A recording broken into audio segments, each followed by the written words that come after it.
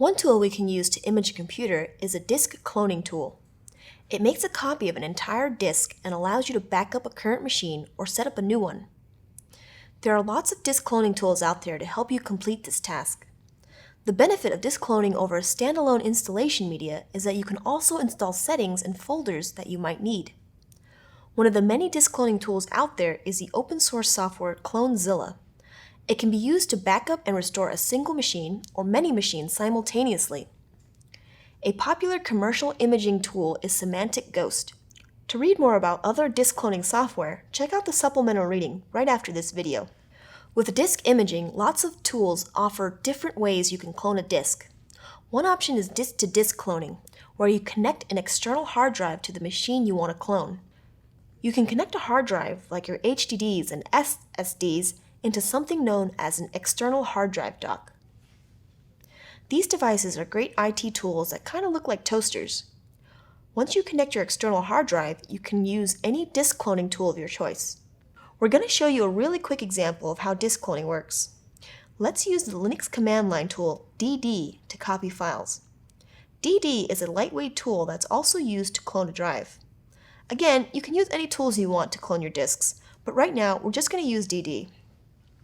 Let's make a copy of the USB drive I have connected in my laptop, then save it as an image file.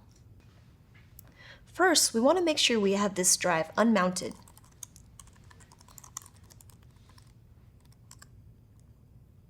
Then we want to run dd.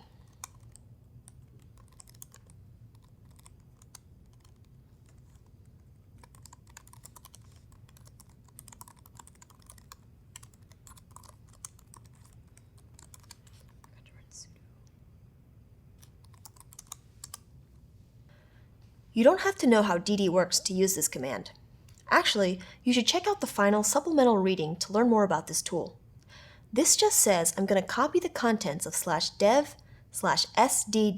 which is the USB drive, and save it to the desktop in an image file. Once the image file is saved, if we open it up, we should see the exact same contents as the USB drive.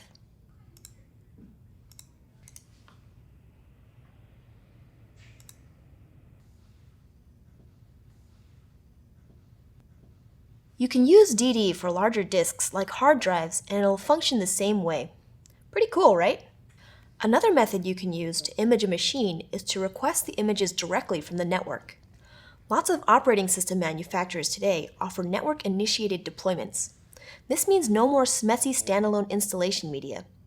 Instead, you can just download and install an operating system through the network. If you want to use your own images and not the built-in network boot options for your computers, there are other options for that too. We don't discuss the specifics of them here, but they require a bit of automation to get going. That means you'd have to utilize scripts. And we won't discuss how to do that in this course, but you can be on the lookout for it in Course 5 on IT automation.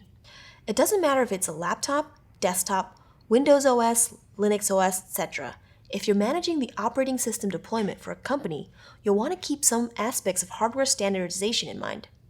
Imagine if your company has a different laptop with different drivers that needed to be installed. This can get tedious to maintain. It's usually a good idea to try and standardize what type of hardware you use in a company to make your job of deploying operating systems a little easier. Okay, you're so close to finishing this course. We've got a final pair of assessments for you, where you'll use logs to help you track down some issues.